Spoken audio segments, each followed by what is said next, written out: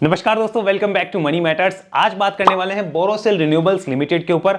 आज से 3 महीने पहले 21 सितंबर 2023 को ये वाला वीडियो अपलोड करके बताया था कि बोरोसिल या तो यहां पर डबल बॉटम बना के ऊपर जाएगा या फिर यहां पर टाइम पास कर सकता है, लेकिन एक बार वेट एंड वॉच करना चाहिए क्योंकि अगर 380 के लेवल को तोड़ता है तो बहुत बड़ी दिक्कत हो सकती है। इसलिए वेट एंड वॉच मोड पे इस स्टॉक को रखना है। आज 3 महीने बाद क्या इसमें कुछ व्यू चेंज हुआ है, सारी बात करेंगे। बट ध्यान रखिए, फंडामेंटल इस वीडियो में हम नहीं डिस्कस करने वाले, ऑलरेडी हो चुके हैं डिस्कस। पुराने वीडियो का लिंक डिस्क्रिप्शन में है। फंडामेंटल अगर देखने तो आप पुराने वीडियो में देख सकते हैं। क्लियर व्यू फंडामेंटली उधर बताया हुआ है। आज का व्यू टेक्निकल पे होगा और करना क्या है इसकी बात हम करेंगे। और जो भी बात करेंगे वो सिर्फ और सिर्फ एजुकेशन पर्पस के लिए केस स्टडी है कि इस टाइप की सिचुएशन में अगर हम हो तो क्या कर सकते हैं, कोई दूसरा बुल हो तो क्या करेगा और किस तरीके से वो अपना मॉडिफिकेशंस करके अपनी स्ट्रेटेजी बना के यहाँ पैसे कमा सकता है, वो सारा डिस्कशन होगा। तो किसी टाइप से कोई रिकमेंडेशन मानने की गलती बिल्कुल ना करें और अपने एडवाइजर से कंसल्ट करना बिल्कुल ना भूलें। बात करेंगे अब बोरोसिल रिन्यूएबल्स के चार्ट के ऊपर, लेकिन जरा सुनते हैं कि पिछले वीडियो में आखिर बात हुई क्या थी। कि देखो, एक सपोर्ट है मेरा यहाँ पर, ये देखो, ये बता रहा है कि मैं 380 से यहाँ पर 410, ये जहां पर आ गया है 380 से 410, ये एक छोटी सी रेंज है। मैं इस पे लिख देता हूं 380 to 410। ये बोल रहा है इस रेंज में संभली तो संभली, नहीं संभली तो फिर आ जाओ 350 से 270 की रेंज में। उधर रुकती है नहीं रुकती है वो आगे की बात है, लेकिन इतना तो दिख रहा है कि यहां टच करने तो स्टॉक आ सकता है। अब यहां पर आकर स्टॉक डबल बॉटम बना के ऊपर जाता है या नीचे आता है, वो सारी कहानी आगे की है देखने वाली। फिलहाल मंथली चार्ट भी बोल रहा है कि नेगेटिविटी है और नेगेटिविटी हावी है, ये हमें समझना होगा। तो जैसा कि हमने सुना कि बोरोसिल रिन्यूएबल के लिए बात हुई थी कि या तो यहां पर इसको 380 के आसपास आके बॉटम बनाना पड़ेगा, डबल बॉटम, जो कि इसने एग्जैक्टली किया। यहीं पे आसपास स्टॉक आता है और पिछले कितने ही हफ्तों से देखिए स्टॉक इसी रेंज के अंदर जुड़ा जुड़ रहा है। ये वीकली चार्ट है, तो अब देखते हैं कि आज के डेट में व्यू क्या निकल के आता है। तो सबसे पहले कन्वर्ट करेंगे इस कंपनी का मंथली चार्ट, देखेंगे मंथली चार्ट क्या बोलता है, वीकली क्या बोलता है, और उसके बाद हम डिसीजन लेंगे कि करना क्या है। So this is the monthly chart. ये हमारे पास बोरोसिल रिन्यूएबल का मंथली चार्ट है। राइट नाउ जो गिरावट है वो हमें देखनी होगी। दिस इज 55% गिरावट, ऑलमोस्ट 55% की गिरावट। इससे पहले एक बार जो करेक्शन आया था दैट इज 34% करेक्शन। उससे पहले जो हुआ था वो सेम था, 55% का करेक्शन। यहां पर जो हम करेक्शन देख पा रहे हैं, और उससे पहले जो करेक्शन था वो 73% के लगभग का करेक्शन हुआ था। तो हमें इसका ध्यान रखना होगा कि स्टॉक ने पहली बार ऐसा नहीं है कि अपने हाई से वो 55% टूटा है।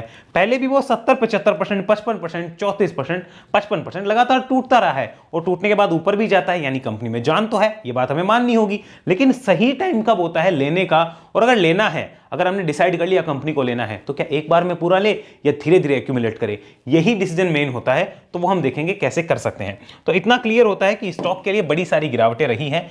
राइट नाउ अगर देखें सिचुएशन कैसी है तो उसको समझिए। जैसे स्टॉक ने पीछे काम किया था, ऊपर आने से पहले बड़ा कंसोलिडेशन किया, ब्रेकआउट किया, अगेन ऊपर कंसोलिडेशन, ब्रेकआउट, अगेन ऊपर, यहां पे consolidation and this time breakdown, यहां पे ब्रेकडाउन किया, तो फिर दिक्कत हुई कंपनी में। अब यहां पे एक बॉटम बन चुका और डबल बॉटम ऑलमोस्ट बन चुके हैं, यहां पे ऑलमोस्ट बन चुके हैं। पिछले 5 महीने से देखा जाए तो स्टॉक एक रेंज के अंदर कंसोलिडेट कर रहा है, जहां पर कोई भी कैंडल सुपर स्ट्रॉन्ग बन के निकल के नहीं आ रही। ये एक कैंडल कोशिश करती है सुपर स्ट्रॉन्ग बनने की, बट आगे वाली कैंडल सपोर्टिव नहीं होती, और ये इस मंथ की कैंडल है जनवरी की, जो कि भी बननी शुरू हुई है। तो ये इतना पता चलता है कि यहां पे अभी भी सुपर बुलिश होने जैसा कुछ नहीं हुआ। बट एक चीज कंफर्म होती है कि ये जो लेवल है अप्रोक्सीमेट 455 से 460 का लेवल, इसके ऊपर अगर स्टॉक आता है तो मंथली चार्ट क्या हो जाएगा, आउट ऑफ बेयर्स ग्रिप हो जाएगा। बेयर्स की ग्रिप कमजोर हो जाएगी, बेयर्स ग्रिप से आउट हो जाएगा।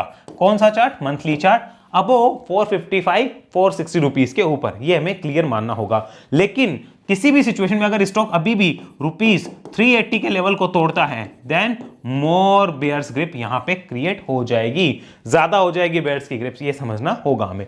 अगली बात करते हैं यहां पर हम वीकली चार्ट में, देखते हैं कि वीकली चार्ट अभी क्या बोल रहा है। So this is the weekly chart.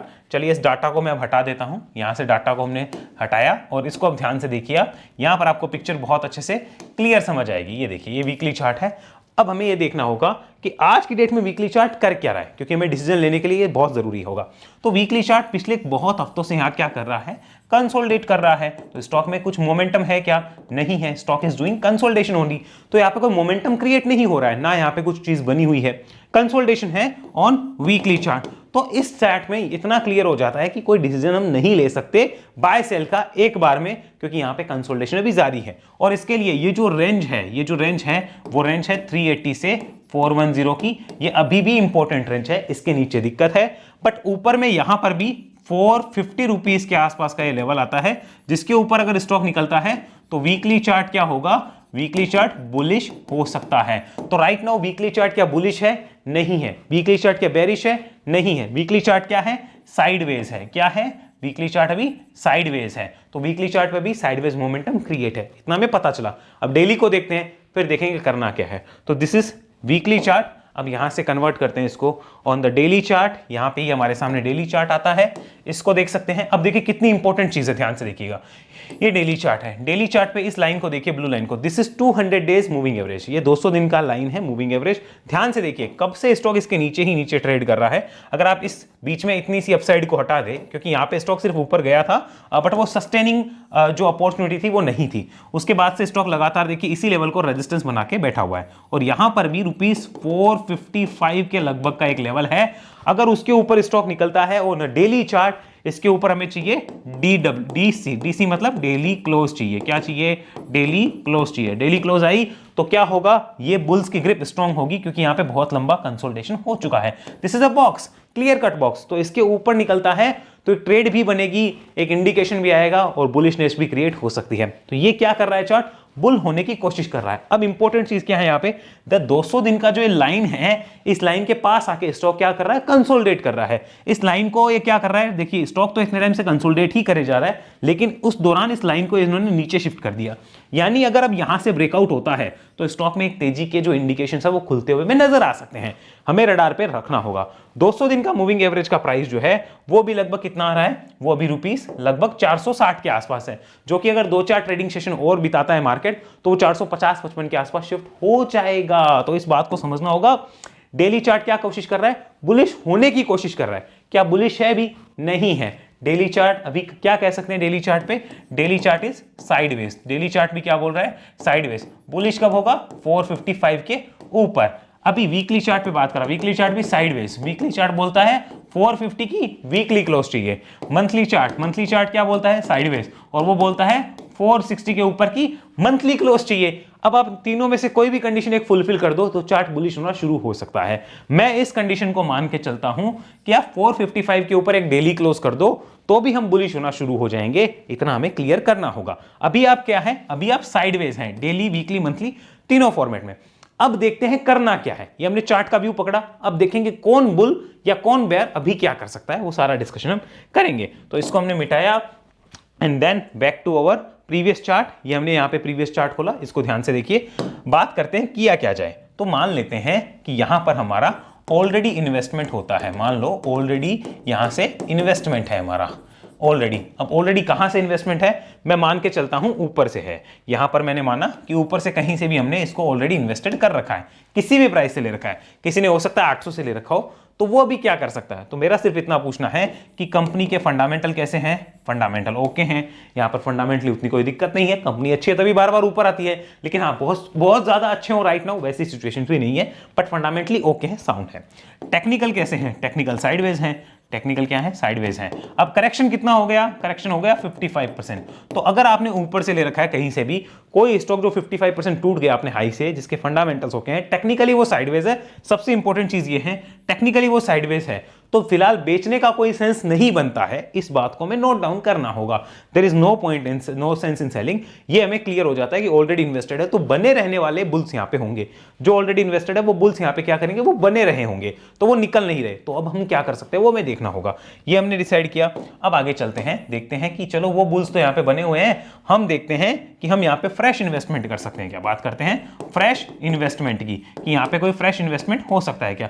तो अगर मैं फ्रेश इन्वेस्टमेंट की बात करूं तो हमारी कंडीशन सेम रहेगी। Fundamentally okay, technically sideways momentum. And अगर हम बात करें इसके अलावा करेक्शन की तो 54% करेक्शन, और उसके बाद स्टॉक के लिए यहां पे इंडिकेशन हो रहे हैं कि ये बुलिश कभी भी हो सकता है। तो यहां पर इतना क्लियर हो गया है, जिनको बॉटम बनने के बाद लेना है वो तो 455 या 460 के ऊपर की क्लोज का वेट करेंगे। लेकिन अभी जो लेना चाहते हैं वो प्लेयर किस मोड में ले सकते हैं? वो उसको एक्यूमुलेशन के मोड में ले सकते हैं, कि अगर नीचे आता है तो हमें कोई प्रॉब्लम ना हो, सिर्फ उन्हीं को लेना चाहिए एक्यूमुलेशन के मोड में। अब जिनको बॉटम बनने के बाद लेना है उनके लिए क्या होगा, या उनके एक इंडिकेशन के बाद लेना है, उनको ₹460 या 455 की क्लोज के बाद लेना चाहिए with 380 as long term stop loss, long term stop loss. ये ध्यान रखेंगे कि वो बुल कब ले रहे होंगे, वो बुल 460 के ऊपर ले सकते हैं, 380 को लॉन्ग टर्म स्टॉप लॉस बना के, या वो अपना ट्रेल करके भी ले सकते हैं। इतना हमें क्लियर होता है। और जिनको नीचे के प्राइस पे आने पे कोई दिक्कत नहीं है, बिना स्टॉप लॉस लेना है, वो एक्यूमुलेशन मोड में इसकी तरफ जाएंगे कि धीरे धीरे एक्यूमुलेट करेंगे, भले स्टॉक कितना ही नीचे क्यों ना आ जाए। ये हमें क्लियर होता है। अब बात करते हैं यहां पर कोई स्विंग ट्रेड है क्या, is there any swing trade? तो यहां पर मैं लिख देता हूं यस, यहां पे स्विंग ट्रेड भी बन सकती है, बिल्कुल बन सकती है। वो कब बनेगी? अबव ₹455 की डेली क्लोज पे मैं तो मान लूंगा, डेली क्लोज हो जाए तो ₹420 का सपोर्ट लेकर, ₹420 का सपोर्ट लेकर यहां से स्टॉक जो है सीधा ₹475, 495 एंड 520 प्लस के जो गेट है वो खोलता हुआ नजर आ सकता है। कब ये स्विंग कब एक्टिवेट होगा? This swing will be activated only in case the market closes above on a daily chart ₹455, इसके ऊपर की डेली क्लोज होगी तब। और उसमें भी क्या गारंटी है ऐसा होगा? नहीं होती है स्टॉक मार्केट में गारंटी। 420 का एक इंपॉर्टेंट सपोर्ट बनेगा, यानी एक सेटअप बनेगा, एक सेटअप एक्टिवेट होगा जिसमें एक स्टॉप लॉस भी होता है, टारगेट भी होता है, टाइम पीरियड भी होता है कि 2 to 4 मंथ यहां पे इस सेटअप में टारगेट लेने में लगते हैं। ये हो सकता है। तो क्या इसकी गारंटी है? गारंटी स्टॉक मार्केट में नहीं होती। दिस इज अ संभावना, possibility, probability according to technicals कि इसके ऊपर आओ, इस रेंज को काटो, निकलो और यहां से एक मोमेंटम क्रिएट करो। दिस इज द संभावना। और नीचे अगर स्टॉक आता है तो उस केस में 420 को इंपॉर्टेंट लेवल मान के काम करो। अब यहां पर एक और चीज देखते हैं कि अगर इस चार्ट को आप ध्यान से देखेंगे आपको पता चलेगा स्टॉक ट्राई कर रहा है कि इस डबल बॉटम को वो अपना जो है इंपॉर्टेंट लेवल मान रहे। कोई मुझे फ्रैंकली पूछे तो मैं आपको अपना डिस्क्लोजर देना चाहता हूं, बोरोसिल रिन्यूएबल में अभी तक मेरी कोई होल्डिंग नहीं थी, अभी तक नहीं थी। और ये वीडियो सोमवार की रात को शूट हो रहा है, 1 जनवरी 2024 को सोमवार रात को ये वीडियो शूट हो रहा है। लेकिन कल 2 जनवरी को मैं इस स्टॉक में, मैं यहां पे लिख देता हूं 2 जन 2024, मैं इस स्टॉक में यहां पर एंट्री ले सकता हूं विद 60% कैपेसिटी। जितनी मेरी कैपेसिटी है उसका 60% जो है मैं एंट्री लेने को तैयार हूं। और रिमेनिंग को मैं ऐड करना चाहूंगा कब? जब स्टॉक या तो 455 के ऊपर क्लोज दे देगा तब रिमेनिंग ऐड करेंगे, या फिर स्टॉक 380 के पास आएगा तब रिमेनिंग में ऐड करूंगा विद इंपॉर्टेंट सपोर्ट ऑफ ₹380। अगर 380 के नीचे क्लोज करेगा तो मैं यहां से इन्वेस्टमेंट बेच सकता हूं। यानी बेसिकली मैं इस कंपनी में इन्वेस्ट करने जा रहा हूं 60% कैपेसिटी के साथ। मानो मुझे 100 शेयर लेने तो मैं 60 ले सकता हूं, लेकिन उस केस में मेरा स्टॉप लॉस होगा ₹380 का। तो यानी मेरा अल्टीमेट रिस्क जो होगा वो लगभग 10% के आसपास होगा, क्योंकि मैं 60% कैपेसिटी ले रहा हूं और जब नीचे आएगा तो 40% को यूटिलाइज करूंगा, तो मेरा लगभग 10% के आसपास का स्टॉप लॉस होगा। मैं इन्वेस्ट करने जा रहा हूं, मेरा यहां पे अपसाइड का जो पोटेंशियल है वो भी मैंने डिसाइड नहीं किया, बट एटलीस्ट मैं मान रहा हूं कि आने वाले 4-6 महीने में क्लियर इंडिकेशन मिल सकता है। तो 455 के ऊपर की क्लोज के बाद एक मोमेंटम भी चेंज होगा, तो एक नया अपडेट भी लाऊंगा उसके बाद। बट अभी मैंने जो कर रहा हूं या मैं जो करने जा रहा हूं उसका डिस्क्लोजर मैंने आपको दिया है। और 60% कैपेसिटी क्यों? बिकॉज मेरे पास अभी बॉटम के इंडिकेशंस नहीं है, मेरे सेटअप के हिसाब से नहीं है, बाकी किसी और के सेटअप के हिसाब से हो सकता है कि यहां पे 380 के बॉटम के इंडिकेशंस आ चुके हों। अगर मेरी 6 सेंस की बात करूं, जो मुझे अंदर से फील आती है, उसमें भी लगता है कि बन चुका है, लेकिन फिर भी एक कंफर्मेशन मुझे चाहिए, बिकॉज मार्केट 6 सेंस के पैसे नहीं देता, मार्केट आपके सेटअप को डिसिप्लिन से फॉलो करने के पैसे आपको देता है। अगेन रिपेंड, मार्केट आपको पैसे तभी देगा जब आप अपने सेटअप को डिसिप्लिन से फॉलो करना सीख जाएंगे, मार्केट आपको पैसे देगा। बड़ी सिंपल कहानी है। सेटअप आपका जो होता है, यानी आपकी स्ट्रेटेजी, जो कि मैं अपने वेब एनालिसिस में सिखाता हूं, उसको मैं अगर डिसिप्लिन से फॉलो करूंगा तो क्या आएगा? मनी भाई अपने पास आएंगे, तो ही मनी भाई आएंगे, वरना मनी भाई कहेंगे तुम कौन, मैं तुम्हें नहीं जानता। तो मुझे ये मनी भाई चाहिए, तो उसके लिए मुझे सेटअप चाहिए और डिसिप्लिन चाहिए। अब ये सेटअप कहां से आता है? उसके लिए हमें वेव एनालिसिस समझना पड़ता है, वेव का एनालिसिस हमें आना चाहिए। अगर वेव एनालिसिस नहीं आता तो हमारे पास वो काम नहीं हो पाता। अभी वेव एनालिसिस क्या है उसकी जानकारी अगर आप चाहते हैं मुझसे सीखना पर्सनली, तो उसके लिए आपको डिस्क्रिप्शन में डिटेल मिल जाएगी और इस नंबर पे जानकारी आप ले सकते हैं, व्हाट्सअप करके अपना कॉल शेड्यूल करा सकते हैं। ध्यान रखिए, वेव एनालिसिस एक ट्रेनिंग प्रोग्राम है जहां 1-to-1 में सिखाता हूं, एक समय में मैं एक ही इंसान को ट्रेन करता हूं। अगर आप क्लास में हैं तो सिर्फ आप ही हैं, आपके अलावा कोई और नहीं होता है। उसकी सारी जानकारी आप इस नंबर पर व्हाट्सअप करिए और अपना कॉल शेड्यूल मेरे साथ करा सकते हैं, सारी जानकारी समझ सकते हैं। बाकी किसी भी टाइप का क्वेश्चन हो तो व्हाट्सअप पर आप बिंदास उसकी सारी बात कर सकते हैं। और चैनल से जुड़ने के लिए डायमंड मेंबरशिप ले सकते हैं, जहां आप हमारे इंपॉर्टेंट सपोर्ट रेजिस्टेंस के लेवल को हमसे पूछ सकते हैं। किसी भी चार्ट के ऊपर अगर आप सपोर्ट रेजिस्टेंस जानना चाहते हैं, पूछना चाहते हैं, तो डायमंड मेंबरशिप ज्वाइन करिए कोई बाय सेल की रिकमेंडेशन या सजेशन हमारी तरफ से नहीं आएंगे, सीधी बात है, ये बात बिल्कुल नोट करिए। और अगर आप चाहते हैं कि हम आपको ब्रेकआउट अलर्ट या रिवर्सल अलर्ट किसी चार्ट पे अल्ट्रा शॉर्ट टर्म के लिए पहले ही दे दें विद इंपॉर्टेंट लेवल्स, तो उसके लिए आपको चैनल की STP chart scanner membership join करनी पड़ेगी। अगर आप चाहते हैं ज्वाइन कर सकते हैं, बाकी इंक्वायरी के लिए इस नंबर पर आप व्हाट्सअप करके जानकारी ले सकते हैं। अगले वीडियो में मिलते हैं, तब तक के लिए धन्यवाद। जय हिंद, जय भारत।